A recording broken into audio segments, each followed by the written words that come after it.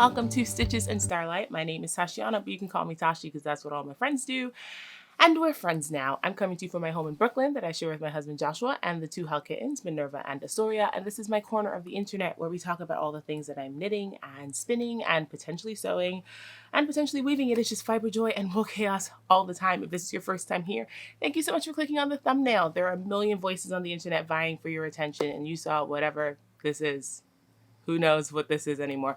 You saw whatever this is and you decided to give it a go, and that makes you a rad human. If you're a returning viewer, thank you so much for clicking on the thumbnail. Thanks so much for coming back. Thanks so much for being here. We have a lot to talk about. I have a lot to share.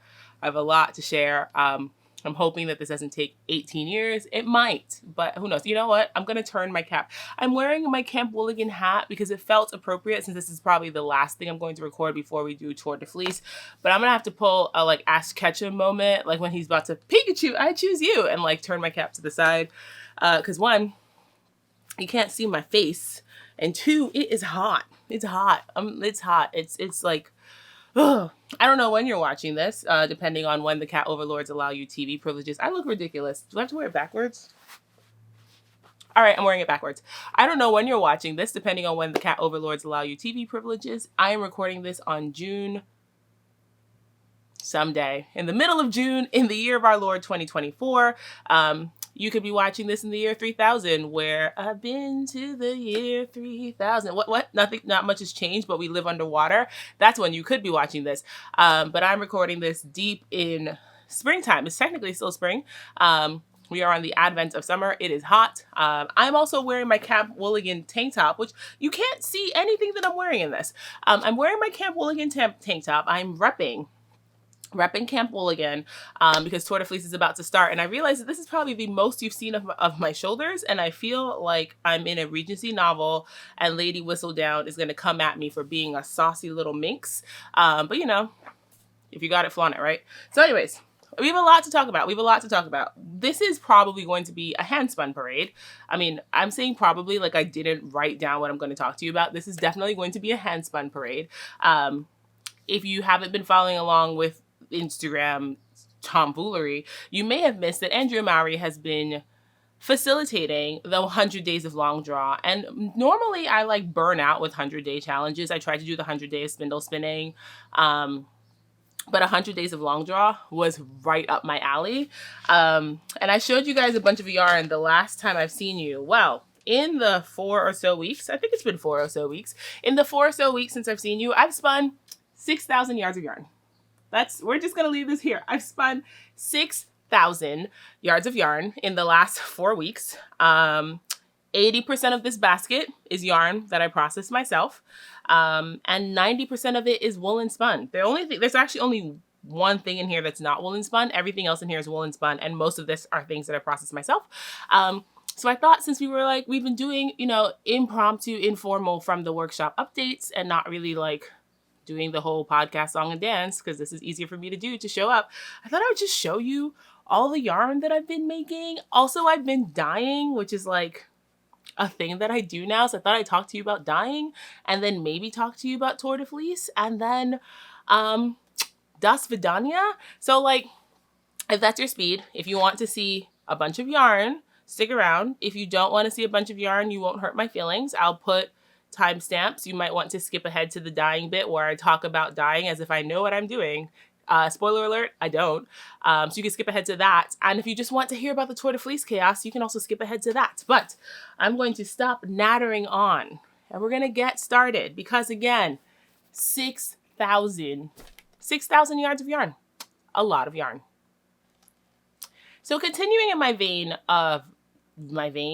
effort, the deep desire that I have, that I cannot resist, continuing that desire to sample every fleece in my library, because I keep telling myself that I'll do a shop update, and so like I'm sampling fleeces to try to decide which ones I want to keep for myself and which ones I'm willing to part with. And if I keep telling myself I'll do a shop update, eventually I will actually do a shop update, right? So I will put a card somewhere to the first From the Workshop video where I showed you like the 14 or so fleeces that I had sampled. I have some more samples to show you.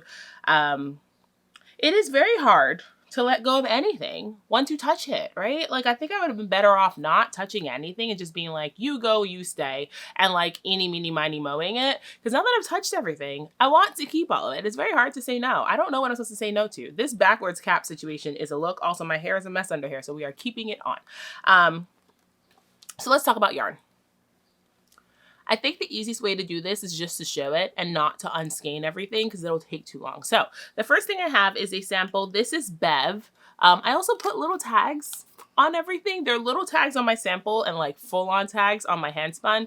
Also, you might not be able to see that.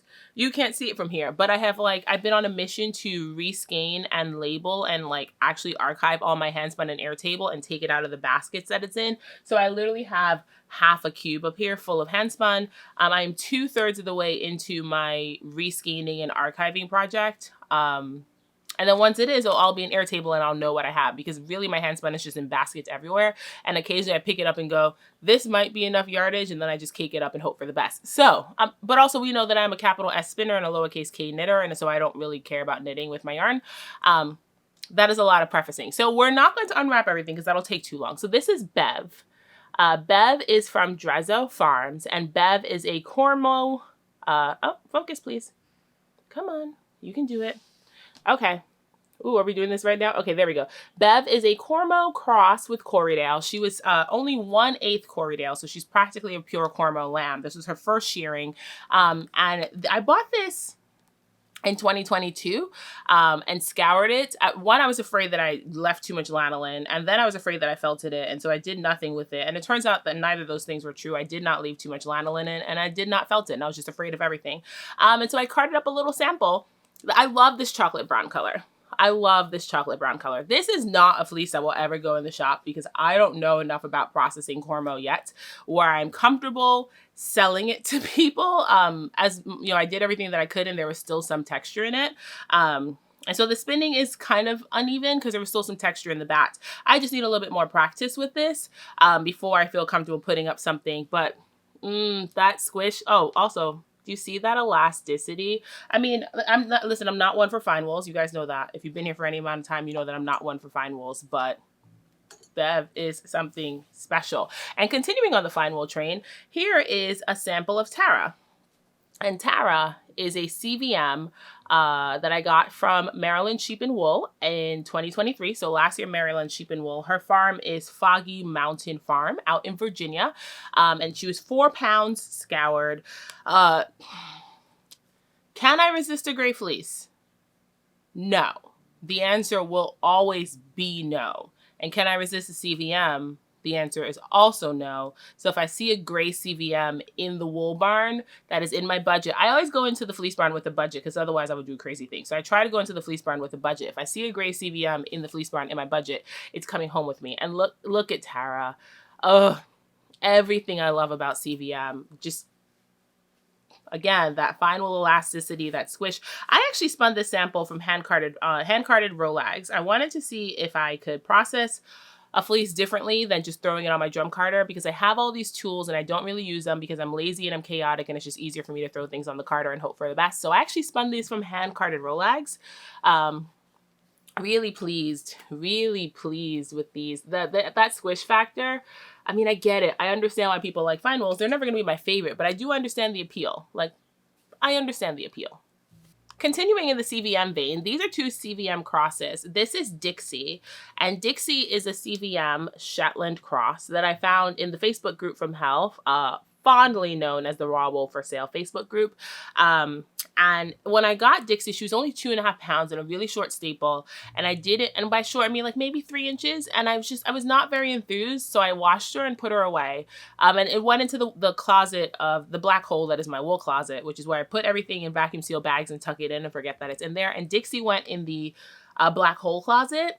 And I pulled her out for sampling, and I was like, why did you go in the closet? Like, why did you go in the closet? You were delightful. Dixie is delightful. She's so beautiful. She's a little bit crisp because of the Shetland, obviously. Like, you can find super fine Shetlands, but most Shetland's going to be a medium wool. So she's a little bit crisp, but still has that squish that we appreciate from CVM. Still has a fair bit of elasticity. I love this color. So I actually ended up carding all of Dixie's fleece. I don't know what I did with some of it. I must have shared some of it because by the time I finished, I sat down to, I got 2 pounds raw. And by the time I finished carding it, I had about 800 grams, 700 grams. I have about 700 grams of Dixie fully carded, packaged, and ready to go. I've been on a mission to just card up the little bit half fleeces that I have lingering. So anything that's like between the 500 and like 800 gram mark, I've just been carding it and trying to get it stored. Maybe that's how I do a shop update, is I just card all the stuff and then one day go, I don't want to look at you anymore, and load it into the shop. Or maybe I just spin like a freak. I don't know what I do with it, but I do have the rest of Dixie carded. And this is a pretty hefty sample. This is 280 yards. So it's a pretty hefty sample. It is, I love this color. It's a beautiful charcoal. It would make a great sweater yarn. What did I do with this? This is just a 2-ply. I applied this from a center pull ball. It was when I was messing around with my flat iron. So I applied that with the center pull ball. And then here's another CVM cross. This is Ginger from Nystock Farms. And Ginger is a CVM Rambouillet Cotswold cross. And I did Ginger a bit of a disservice because I was really like haphazard with her carding. And so there was a lot of texture in here. I know so much more now about how to card a finer wool than I did when I was carding these bats, which you kind of learn through trial and error. Like that's really, it's probably the only real way to do it, unless you have like a master teacher who's willing to walk your way through everything. I learned through trial and error. I learned through messing around and hoping for the best and crossing my fingers. I know so much more about carding fine wools now, and Ginger is definitely on the finer end of medium. I mean, I would say she's more a medium wool than a fine wool, but she's definitely on the finer end of medium, has a lot of that CVM and Rambouillet characteristics. And I bought her whole fleece. This is actually the only fleece from Nystock that I bought a whole fleece of. No, I lied. I have all of Snuggles. Most of the time I buy a half fleece from Nystock, but Ginger I bought a whole fleece from. And she's coming out a little washed out, but like against my skin, you can really see what color she is. She's like a pale moire, almost champagne color. And I'm really excited to get into this now that I know what I'm doing. I got 260 yards. So this is a solid sample, but it's thick and thin, kind of lumpy. It's just not very pretty. It's enough for me to know that I love the fleece and I want to work with it, but it's just not the prettiest yarn I've made. Compared to this sample. Oh, here we go. Fun. I either buy grays or Moritz. I have very few white fleeces. This is Mabel, and Mabel was an award-winning Shetland lamb that I bought in Rhinebeck 2022. Rhinebeck 2022, not last year. Award-winning Shetland lamb, and I've actually shared this fleece with some people as well. And Shetlands tend to be smaller, especially Shetland lambs. And I think I have maybe 700 grams left of Mabel. And my plan is just to card Mabel up and I just want to have things carded. And I was talking to Melody about this because Melody, and I think a lot of people agree with her that bats eventually do get stale. But for me, it makes more sense to card when I have the energy to card. And if I go to spin it and it no longer has loft or life, then I can just pass it through my carder one more time real quick. But I can store fleeces so much better carded because then I can wrap them up in like logs and put them on shelves and put them in like cubes versus them just being in bags everywhere. There's wool literally everywhere, y'all.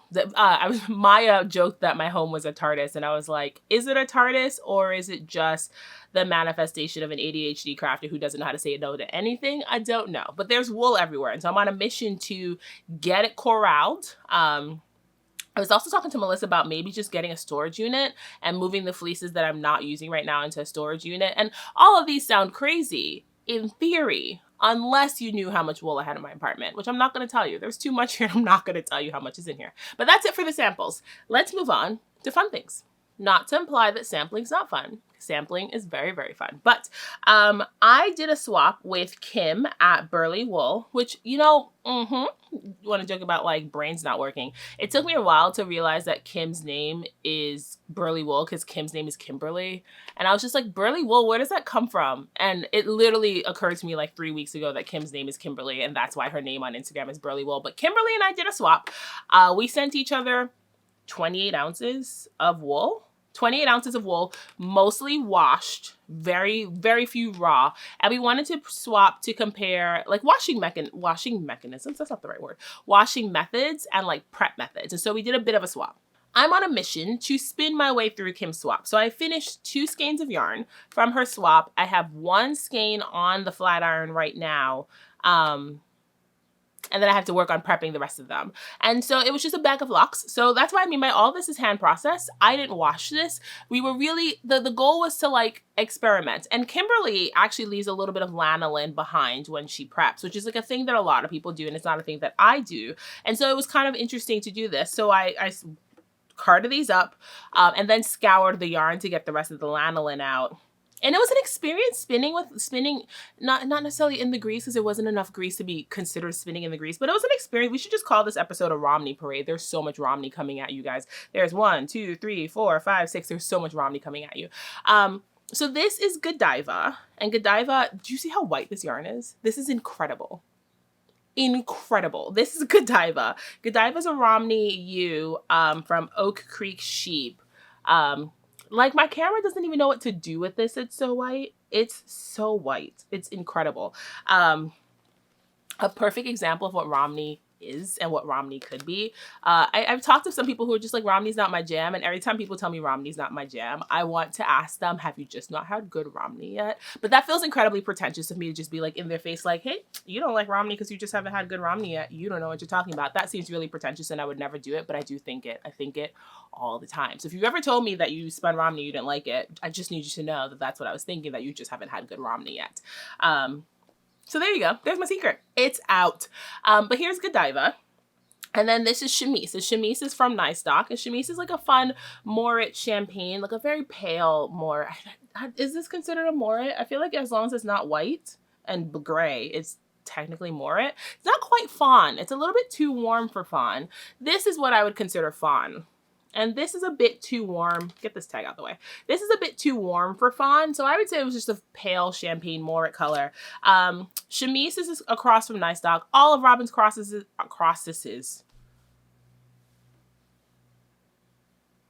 All of Robin's crosses are CVM based. I feel comfortable saying that. I could be wrong. Don't tell me. All of Robin's crosses are CVM based. I feel comfortable saying that there's probably some CVM and some Rambouillet in here and maybe like a long wool because that's just what Robin's formula is. But these are the 2 fleeces that I've gotten through so far from Kim's stash. Like I said, this one is, I didn't say that. I got 414 yards over 93 grams. And this one is 408 yards over 92 grams. And what the lesson of 100 days of long draw has taught me is yardage. Woolen yarns, yardage, which I kind of already knew, but also yardage. That's how I got to 6,000 yards in 4 weeks, is all of these are just massive skeins. Since we're talking about Romney and we're talking about presents, I thought I'd share something else with you. This is Legion, and I have 2 skeins of Legion because I spun Legion on my flat iron and they're only 4-ounce bobbins, and Melody sent me. I started with 8 ounces. I somehow ended up with 175 grams. I don't know where the rest of it went. Maybe my carder ate some of it. I also picked it, so some of that could have been lost to picking. Some of that, you lose stuff at every step of the process. Melody did send me 8 ounces of Legion washed for my birthday. This is a Romney lamb from Ironwater Ranch, which, whoo, their fleeces are delightful. They are somewhere out west. Oregon? Somewhere out west. Ironwater Ranch. And they just do like random drops. Like you just have to be on their website when they put fleeces up if that's how you want to get them. It is crazy. I've gotten a few fleeces from Ironwater, but like you literally just got to be on their website when they pop up. And they raise beautiful Romney fleeces, and their Romney lambs are incredible. They're just out of sight. So between the 175 grams, I got 632 yards. I spun this to a 2-ply DK weight, which is not something that I normally spin, but I really wanted to leave Legion like really lofty and really airy because there was such beautiful handle here. And I was really worried about overspinning it and over twisting it. So I spun a 2-ply DK weight yarn, and I have 632 yards. I was talking to Melody about what to do with this, and I was thinking maybe a shawl. Like a lacy texture, no, not lace, a garter stitch shawl to like really maximize the squish factor. Also, guys, I do have tags. I labeled my skeins. Really maximize the squish factor here. Like there's so much bounce and life and squish in this yarn, and I think a fun garter stitch shawl would be like the perfect way to use this up. Guys, we are doing this so much faster than I thought we were going to. Okay, this is not going to be a 3-hour long video. I'm so proud of myself. These 2 are also a pair of skeins. So here's a pair. This came about because I was combing Charles, and Charles is a CVM from Greene County Wool, a gray CVM. Wow, what a novel idea. I've never heard of that. Wow. A gray CVM from Green County Wool.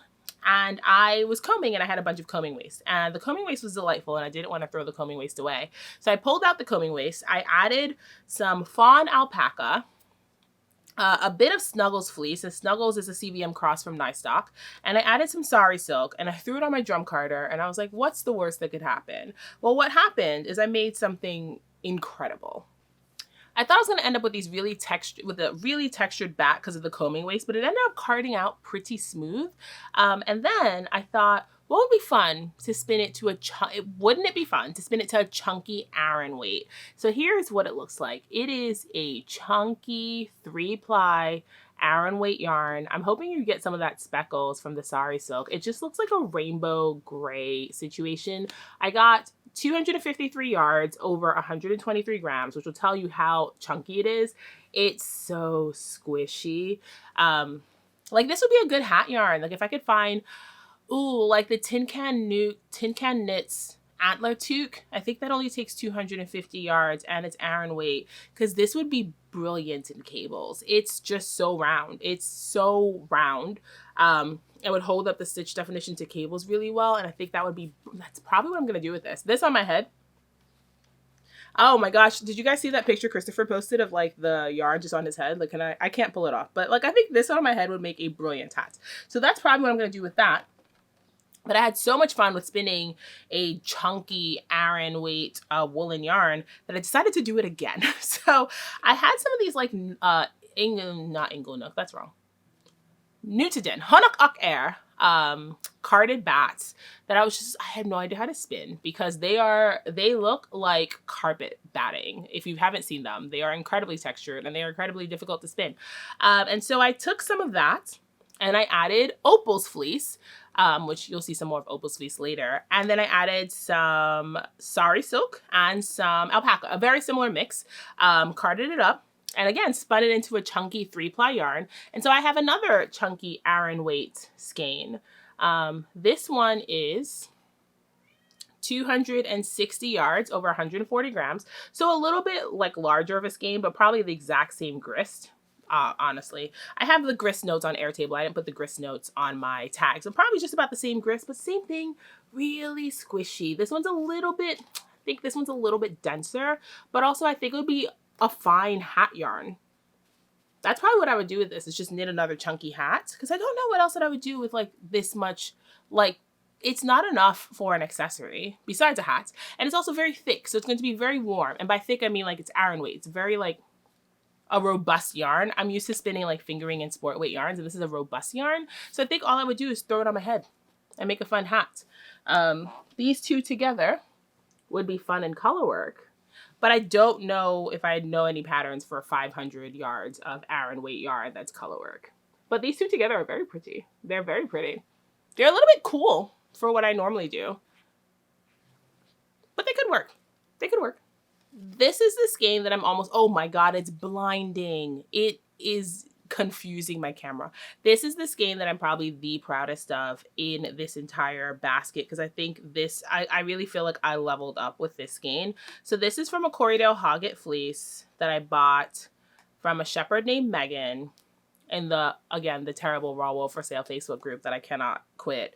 And it's 450 yards, 120 grams, and it's 3-ply. And it's 3-ply woolen spun, and it is probably the most even my woolen spinning has ever been. It's the thing where it's just like, of course, if you do, we are now probably at day 70 of the 100 days of long draw, maybe more than 70, maybe 75. So if you do the same thing, and I've done it every day. I've missed 0 days. I've missed 0 days. And it makes sense that if you do the same thing every day for 75 days, you're going to get better. I think I spun this at around day 50, but whatever. If you do the same thing every day for 50 days, you're going to get better at it. Like in theory, it makes sense, but this skein came off my bobbin and I was so like, oh gosh, I hate saying this out loud, but I was impressed with myself. I was impressed with myself. This skein, it's just, it's white, so I don't know that you're gonna be able to really appreciate it, but yeah, it's a lot of that yarn definition is being lost. It's just pretty. It's just really, really pretty. I'm really pleased with it. Beautiful handle. I did share this fleece with friends because it was 7 pounds. 7 pounds of Corriedale lamb, which is a lot of Corriedale lamb. What am I doing here? What am I doing here? 7 pounds of Corriedale lamb, which is a lot of Corriedale lamb. So I did share this fleece with friends, but I still have 4 pounds of this. And this is a perfect sweater yarn. And I might dye it because, you know, that's a thing I do now. I dye now, so I might dye it. But it's just, I love it so much. I've said this before, my top 5 sheep breeds, in no particular order. Do not ask me to put it in order. I will fight you. My top 5 sheep breeds include Romney, Shetland, Jacob, Corriedale, and CVM. I can spin those 5 over and over and over. I do enjoy having variety. I enjoy having the crosses, but if I had to limit myself to those 5, I would come back to those 5 over and over. And, you know, you've actually seen really good examples of 4 of those 5 today. I probably should work on my Jacob fleece. But there's just something about Corriedale. I don't know why it's not as like loved as like merino or rambouillet, or like, because if you get a good Corriedale fleece, it is just as fine, but it's easier to work with. It's not like finicky the way I think that Cormo and merino and rambouillet can be. I think it's much easier to work with. It produces just as beautiful of a yarn. It just, keep your merino is what I'm saying. Keep it. Let me have all the Corries. I'll be fine. Let me love on all the Corrie babies forever. That's all I want to do, is just love on all the Corrie babies forever. These 2 are very loosely wound because they're actually still damp, because I washed them yesterday and they were still a little bit damp, and I took them down long enough to show them to you, and I have to hang them back up to dry as soon as we're done. These were not prepped by me. These are the only skeins. That's not true. These are like one of the pair of skeins that were not prepped by me. This is a Romney silk blend from Skagit Woolen Works.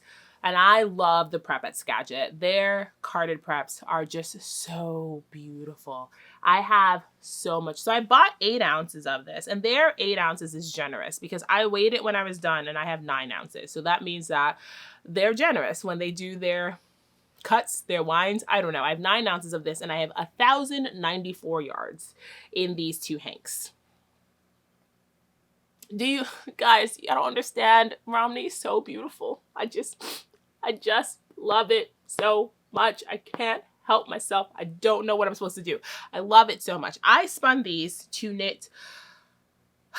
Probably should have had this prepared. There's a new shawl by Wool and Pine Designs. I will put the picture of here. And I was talking to Melody about spinning for it. And I was like, oh, I have Romney silk because it's a fun, like, lacy shawl.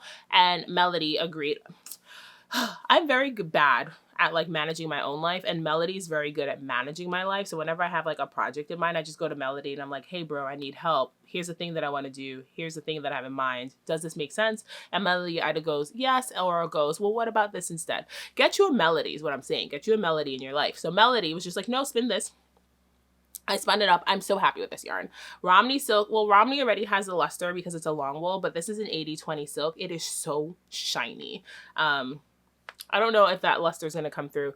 It's just so shiny. It's so shiny. And this is closer. This is a light fingering weight. I don't know what I was thinking here.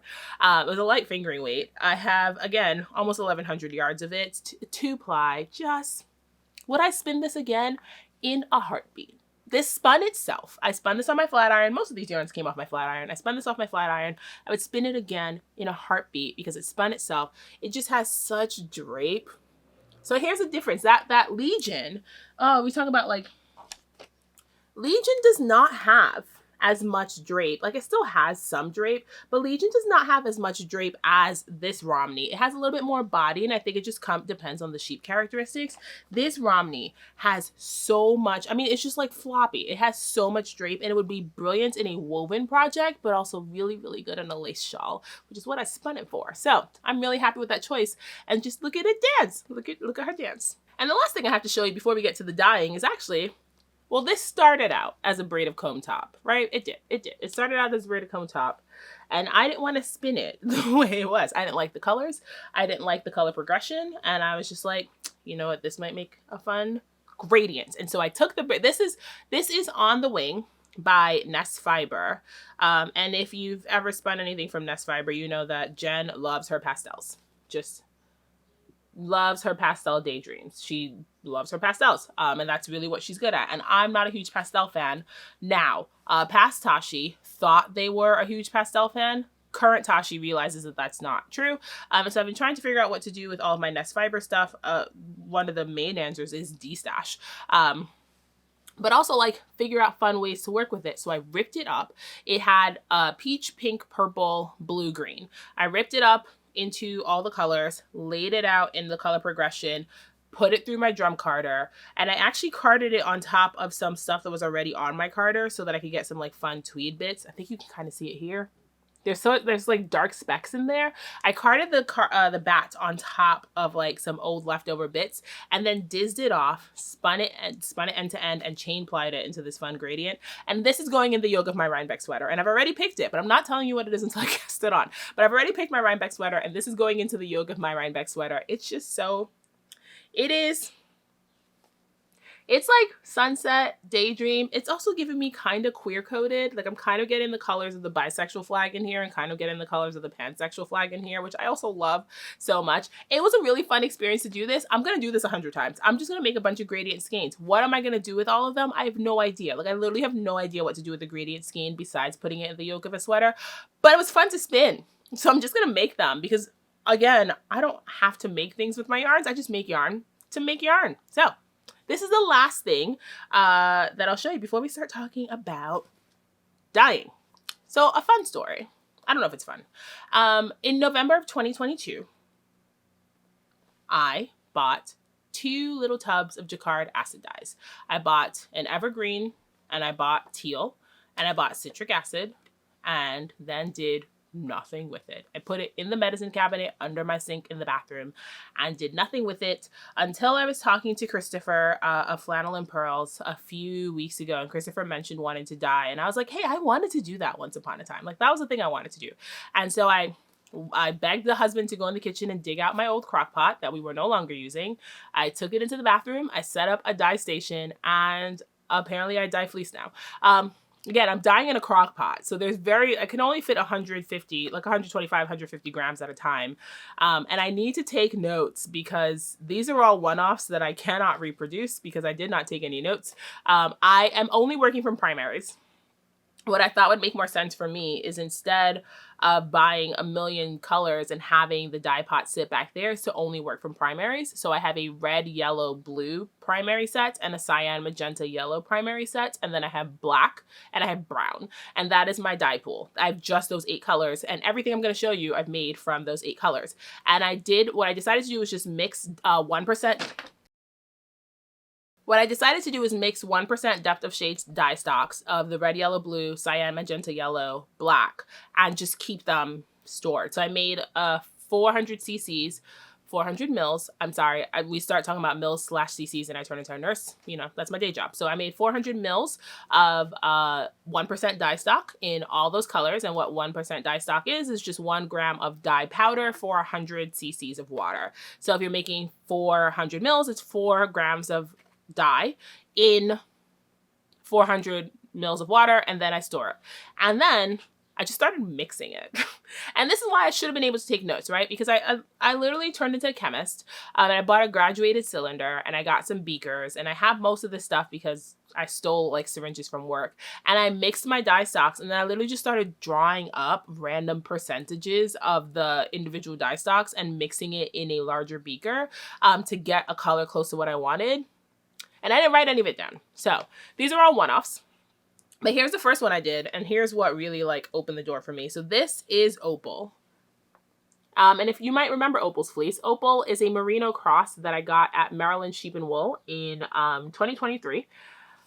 You want to talk about yardage? This skein weighs 135 grams, and I have 802 yards. I don't know how that happened. I really don't know how I have 800 yards in just over 4 ounces, but this is a tank top. Like this is a tank top quantity of yarn in 4 ounces. I don't know how it happened, and I don't know if I can reproduce this. I actually skeined this yarn twice because I thought my skeiner was broken the first time. I've skeined this yarn 3 times. I skeined it right after it came out the wash, right after it came off the bobbin, and I had 820 yards, and then I washed it. And then I skeined it again, and I still had 800 yards, and I thought it was broken, so I skeined it a 3rd time because I could not believe that I had 800 yards of this in just over 4 ounces. Like, that doesn't make sense to me as an amount of yarn that you can get out of 4 ounces, but apparently you can. So this is the first thing I did. And this is dyed probably should have explained this. This is dyed in the wool. So I took the fleece, stuck it in the dye pot, dyed it a million different shades of green, carded it together, and here is the yarn that I got. And this actually looks fairly homogeneous. Up close, you can kind of see the little bit of heathering, but like from here, it looks fairly homogeneous. It looks like one shade of green. And then I was just like, well, what if I actually got a heather? So here is some Romney. This is, I call this my emerald opal yarn, and this is my amethyst bell yarn. So I have this is still damp, which is why it's skeined very loosely. I have a Romney fleece named Belle from 3LNS Farm, and I dyed it 3 different colors in the same dye pot. I put the fleece in the dye pot, and then I put blue, like cyan, in one corner. I put like a dark cabernet red shade in one corner, and I put purple all the way in the far corner, so that, I'll put a picture here. So that when the wool dried, it was 3 different colors. And then I carded it together with some silk, and you can actually see the heathering. Like, I hope that's coming through on camera. You can actually see the heathering. And I did not blend it all the way. Like, I wanted to make sure that you could see the individual colors in the bat so that you would more likely see it in the yarn. This is 535 yards, just over 4 ounces again. And this is Romney silk. So yes, that's why this episode could just be called An Exploration of Romney.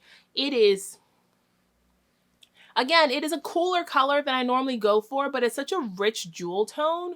I don't know what I'm going to do with it. I don't have enough of it to do much of anything. I probably could do like a shawl. I know they make shawls for like 400 yards. Am I a shawl knitter? Why do I keep making shawl plans? I don't think that I'm a shawl knitter. I don't know. I don't have to do anything with it. I just made it and it made me happy, and it's going to go on the shelf. But so these are the actual skeins I have of my dyed yarn. I actually did some more dyeing yesterday. So this is Tara. Oh, here we go. This is what Tara looks like undyed. This is what Tara looked like after she came out the dye pot.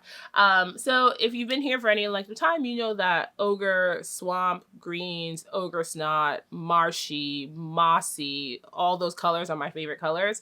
And so I attempted to dye it. I wish I could reproduce this. I swear on everything that is holy, I wish that I could reproduce this. I started with, I found like a ratio for mixing an olive green. Not olive green. Kermit green? Because olive green is just yellow. It's fun that olive green is just yellow and black, which is like all those Grello colors. Like I heard Rachel at Wool & Spinning say this, that all the Grello colors that we love are just yellow and black. And I thought that was crazy, but I looked up like mixing recipes and olive is just yellow and black. And then I mixed it up a little bit of olive, and then I mixed up a shade that they called Kermit green. And I didn't, like the recipe that they gave me turned out orange. So then I just started adding a bunch of crazy things to it. So I can't do this again. So I only have the 4 ounces of this, which is, I've already started spinning it, so you just get this tiny little bat, because this is half of it, because I've already started spinning it. I want a sweater quantity. That's the downside to dyeing in the crock pot, is that like if I wanted a sweater quantity of things, I would actually really have to take notes so that I can do it over and over to get at least a pound for a sweater quantity instead of doing these little like 4 ounce one-offs. But also right now I'm learning like the method of things, how long certain colors take to exhaust. I'm exploring and I'm experimenting, and I'm having fun experimenting, but also look at this. Just, I love it so much. And the other thing I dyed was I overdyed some Moritz Shetland. This is Una, which I've shared here before. Una is a Moritz Shetland, like a tan brown. I'm trying to figure out if I could grab her yarn off this game, but I can't. And I overdyed it like a rusty orange. So my plan for this, which is why it's not carded yet, is to take this and to cut it with actual Una's fleece, which is like a Moritz brown, and add some mahogany alpaca and do a Shetland alpaca bat. That's not going to be this color. It's going to be a muted version of this color because I'm going to mix it with the undyed fleece and tone it down a little bit. And I'm making a pair of this because one of these is going to a dear friend of mine.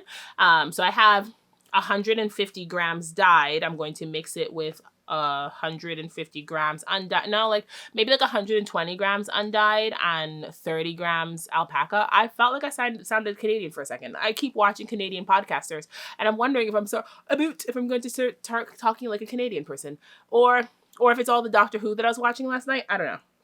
But I have 150 grams of this that I'm going to mix with maybe 130 grams of the undyed Shetland and 20 grams of alpaca and make 2 matching bats for a friend of mine and I, and we're going to have just fun autumn skeins. These are can you tell that I'm in autumn? Like, I'm never getting my colors done because I think that's silly, but I also know that I'm in autumn, and these are the colors that I look good in. Give me swampy, fallen, decaying leaves all the time, and I'll be fine. I'll be fine. So that's the Handspun Parade. That's the Handspun Parade. It's been so long since I've done an update because what I really wanted to talk to you about one of these days was organizing the yarn wall. Like, I pulled all my yarn out, organized it, put it in Airtable. I'm probably never going to talk to you about that because I did that back in March and it's June and it seems kind of silly to talk about something that I did back in March. But I've just been busy. I've been a busy bee in the background, constantly doing the things that sparks joy. And so I want to talk to you about Tour de Fleece because Tour de Fleece is coming up and it's a thing that I'm in my camp. Can't see my tank top, but I'm in my Camp Wooligan tank top. I am in my snapback that I'll put on. There we go.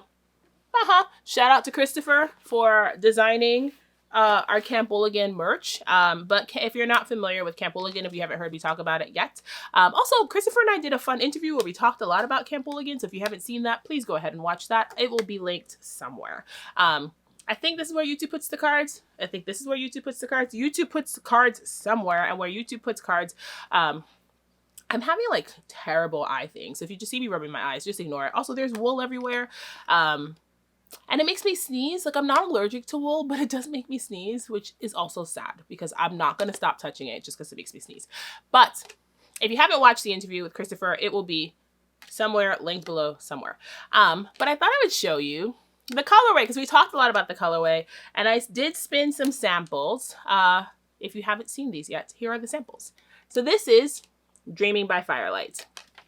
So I spun a 2-ply fractal of it. This is on the BFL base. So we offered it on BFL, Corriedale, and Targhee Bamboo Silk, and Adrian at Hella Yarn did the dyeing for us. And Adrian, I still am fanning over this, and I'm never gonna stop. And then this is a chain ply, the chain ply self-striping version. And I thought it would be fun to sometimes you see things in the braid and you have no idea what they're gonna look like. And so I was just like, if we're gonna offer these things to people, maybe we give them an idea of what it would look like. So I spun up some samples before they went on sale just so people could see them. Isn't that fun? Now, these two are obviously not the same weight. This is a 2-ply. This is a 3, well, it's a chain ply, so it mimics a 3-ply. So they cannot be used in the same project. But I just thought it was fun to have them side by side like this. This is the only non-woolen spinning I've done in the last 50 days. Everything that I've spun has been long draw. So I did spin these continuous back, which is like semi-woolen. It's not quite worsted. It is semi-woolen. I don't think I spin worsted yarns anymore. Even when I spin from top, I don't spin short forward. I spin continuous back. So everything I spin is kind of semi-woolen anyway. But just look at how pretty these are. Now, these are technically sold out, but Adrian has agreed to do another run for us that's going to be on sale July 1st. If you have not signed up for the Substack, which not really signed up. If you have not subscribed to the Substack is where Christopher and I are using as a way of like disseminating all the information about Tour de Fleece. So you can subscribe to the Substack, which I will link in the description box. That's not the description. That is the description box. I will link it in the description box below if you want to subscribe to the Substack and see all the things that we're doing. We've also just gone ahead and launched the Discord server. So like people are already in there. People are already chatting it up. So you can, come hang out and talk about your potential Tour de Fleece plans. I thought I would show you some of mine, but there's also information about if you wanted to get your hands on this, when there's going to be another run. Also, the merch is available. I'm going to have to put so many links. I almost never put links in my description box, but I'm going to have to because there's so many things I'm talking about. The merch is available. So there's tank tops, which I'm wearing, which you can't see. Like, you can't see my shirt, but I'm wearing the tank top. There's t-shirts, there's crop tops, there's caps. The merch is available. It's through Bonfire. It's going to be ongoing for some time because the tour doesn't start for 2 weeks and then it goes for 4 weeks. There's plenty of time to get your hands on stuff if you want things. But here's Dreaming by Firelight. I think this one's 100. This one's 198 yards and this one is 244. 244 yards. So I got just about 400 yards between these. And this, like I said, this is the BFL base. I love spinning BFL. I find it such a treat. I find it such a joy to spin. It's one of my favorites. BFL, BFL and Corey are actually what I learned on, and it's what I recommend to new spinners all the time. It's so fun. It's so fun. Also, I'm so proud of this. Adrian did such a good job, and Christopher and I have just been having so much fun getting ready for Tour de Fleece. I can't wait to start spinning. let me show you what I'm going to spin. So I think I shared the Inglenook fiber that I plan on spinning in one of these videos. And I haven't pulled it back out, so I can't share that with you. But I will share the fleece that I'm going to spin because it's Tour de Fleece. So this is what I have left to pick.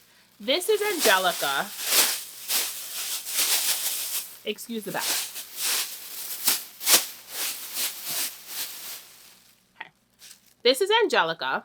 And Angelica is so this is why I felt comfortable saying that all of Robin's fleeces are CVM fleece, CVM crosses. Angelica is a CVM Rambouillet Corriedale Cotswold cross that I reserved in 2022. I reserved in 2022. So here's what her fleece looks like. Again, can I resist a gray fleece? No, do not ask me to do it. You might not like the consequences. So this is Angelica. And Angelica has some fun colors. Have I been sorting her by color? No, everything's going in the same bag. But like just looking here, there's some lighter grays, there's some darker grays. I'm not sorting her by color. I don't have the patience, I don't have the time. This is what half of her fleece, so I bought half of her fleece, which was 3.4 pounds. That is half of her fleece, so that is a quarter. That's how math works. Half of is a quarter. Okay. This is what a quarter looks like unpicked. This is what a quarter looks like picked. It just triples in size. It just gets, which is why, again, I need to just card things and store them. So I've just been going through and picking it open into these clouds. If you've watched me card in that from the workshop video, I was carding at the carder, but Melody and Melissa have since convinced me to their way of thinking, which is picking in advance so that the carding is kind of faster. So I've just been picking Angelica's fleece open during D&D. So you see, it is now poofy little clouds versus, so this is like what it looks like scoured. And also, guys, let's talk about scouring for a second. There are a lot of people coming to the raw wool side of the universe, and a lot of people have been having a little bit of anxiety over what their fleeces look like straight out the water. It's okay for them to look a little janky. I'm just going to say that out loud. I mean, unless you're washing in like lock by lock formation, which if you are, kudos to you. I don't have the patience and I don't have the time.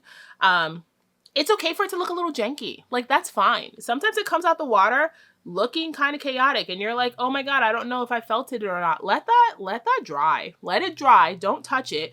Don't start making these big conclusions about whether you felt it or not until you've dried it. And then sometimes they just look a little janky. That's okay. Like, this is just, here we go. This is a janky little nubbin. I could pull this out. If I wanted to, like, actually show this off, I could pull this out into a lock formation and align it if I wanted to. So here we go.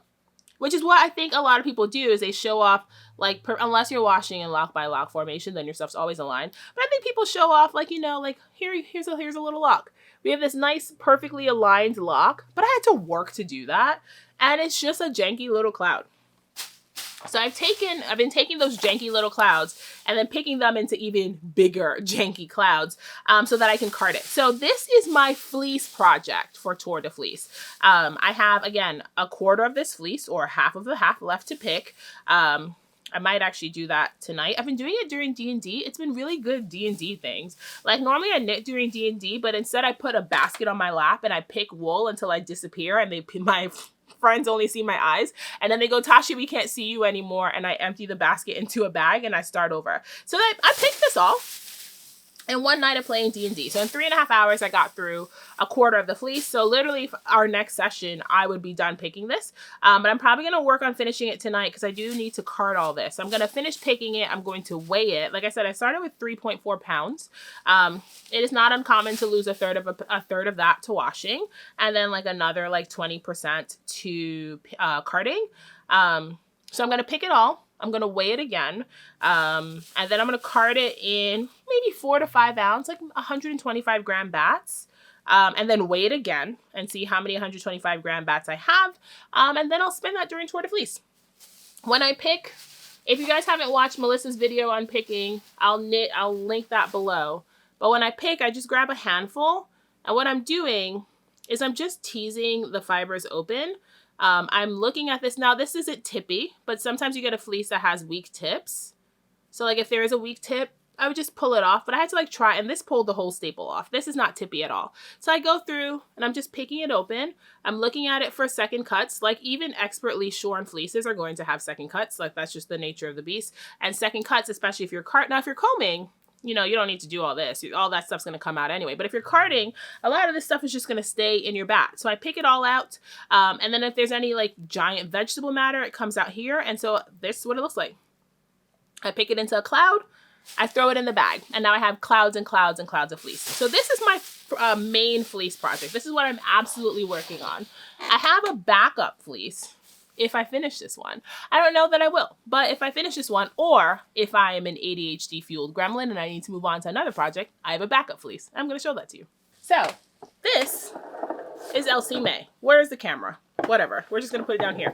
This is Elsie May. And Elsie May is a thin fleece that I bought from the Merrifields. And it was the first fleece that I ever bought. And then I carded it into sidewalk chalk bats and knit this slip over. I still have more of this. I have 500 grams of it that is already carded. That is on my Daedalus Starling. But this is my first fleece ever. This is the first fleece that I bought myself. I had a little bit of fleece before this that my friends shared with me, but this is the first thing that I like reached out to the shepherd and bought myself. It's very sentimental. So I sent a message to the Merrifields again, and I was like, hey, any chance you have any fins? And I brought home Cookie. So Cookie is going to be my backup fleece in case I finish that one. Cookie I will have to sort by color. So Cookie is, I think they call them badger-faced or piebald or both. She's a badger-faced, piebald, any of those words. Fin U from the Merrifields. And here's the reason I'm going to have to sort her by color. She just has so many colors. Like, this is all in the same fleece. Like, right, just looking at here, we have this, like, pale pearly color right next to a, like, mid-tone warmed gray next to, like, a chocolate brown. All of these are here. And I'm not going to card these all together because that would be... Well, one, I think that would be boring. And two, I think it would just do a disservice to the fleece. So I'm going to have to sort this by color first. And I'm just going to sort this in light, medium, dark. I probably could get more shades out of it, but I also know my threshold for that sort of thing. So I'm going to sort this into light, medium, dark, and then pick it and then card it. So this is going to be my backup project if I finish Angelica, which I don't know, I could. I don't know. I could. The plan is to spin the Inglenook gradient on my EEW6. Nope. The plan is to spin the Inglenook gradient on my Starling. The plan is to spin Angelica on my Flatiron. And technically that means there would be nothing going on my EEW6. So I could technically work on all three of these at the same time. It's probably unwise, but I could. I don't know what I'm going to do during Tour de Fleece besides spin every day. That's literally what I'm going to do. I'm going to spin every day and see what ridiculous numbers I can put up because I spun 6,000 yards in 4 weeks without even trying. So what do you think is going to happen if I try? I don't know. So I have been knitting a bit, but this video is long enough. We are quickly approaching the hour mark. So I have been knitting a bit, but this is long enough. So I guess what I'll save those for is when I have finished objects to share with you. Yeah, I'll save that for when I have finished objects because I routinely have works in progress that don't become finished objects. I talked about this when Christopher interviewed me. I knit until the story's over, and sometimes the story's over before I finish the project, and that's okay. Like, that's okay. It is okay if the story's over before the project's finished. That doesn't break my heart. So I routinely start things. A bunch of people were talking about in the Discord server that they want to spin for a Pressed Flowers cardigan. Maybe I might finish my Pressed Flowers cardigan. I've been working on my Pressed Flowers cardigan now for 2 years. That seems fair. I spun the yarn for that in October of 2022. So I've been working on it for 1.5 years. And all I have is the body. And I have one front done. I have the body and one front done. Multiple of my friends started working on it and I was like, cool, I'm going to work on mine with you. And then they all finished it and I have yet to finish mine. So maybe I might pick that back up. I knit until the story's done. And if the story's done and the project's not, it doesn't break my heart. And I choose not to beat myself up for not finishing things. And that's the story I'm telling myself because I probably should finish things. I don't know. I also have to start my Rhinebeck sweater. And I have to figure out what I'm going to wear to flock. So there's that. So I'm not going to show you the things that I've cast on because I'm just going to wait until they're like closer to finished objects. So I'm not showing you. Do you remember that episode I did like 6 months ago where I cast on like 7 things in 1 week? Yeah, I've made 0 progress on any of them. Because I got the dopamine rush of casting on all the sweaters, and then I went, okay, good, bye, das vidanya. I never did anything else with them. So that's what I'm going to do from now on, is when I get close to finishing, then actually start showing you my knitting. Because right now I'm deep in a spinning and a sewing rut. That's where I am. I'm deep in sewing land. Me Made May is over. I had the best time doing Me Made May. I think I did 23 outfits this year. Last year I did all 31, which was crazy. This year I did 23. I had a great time styling things and putting things together. I'm like having a ton of fun sewing for summer. And so my knitting has just, I respect the ebb and flow of my interest. And right now my interest is playing with the behemoth. It's dying and it's spinning a bunch of yarn. So that's what you'll see from me. And maybe as it cools down, you'll get some knitting. That's it for me. Oh, I kissed you guys too early. That's it for me. I was just like, is that all I have to say? And then I blew the kiss and I was like, that's early. That's it for me. I hope you enjoyed hanging out with me. Again, feel free to subscribe to the Substack for the updates for Tour de Fleece, and the Discord server is already open, so you can join the Discord server now. Come hang out. Christopher and I have so many things planned. It's going to be so much fun. And we have a lot of new spinners, which is just exciting. We have a lot of new spinners and we have a lot of veterans and a lot of experienced spinners, and people are already like hyping each other up and coaching each other through these bigger projects. And it's just been really nice to see. And I'm just kind of hanging back, just going, yep. I can't wait for June 29th when we can start spinning. I want to start spinning now, but I will not. Well, I mean my Tour de Fleece projects. I'm going to start spinning now. I haven't done my long draw spinning for today, so I have to do it. But yeah, I'm really excited. So I hope you guys come join us. And that's it. That's it for me. I'll see you around. I love you. Go make something fun today.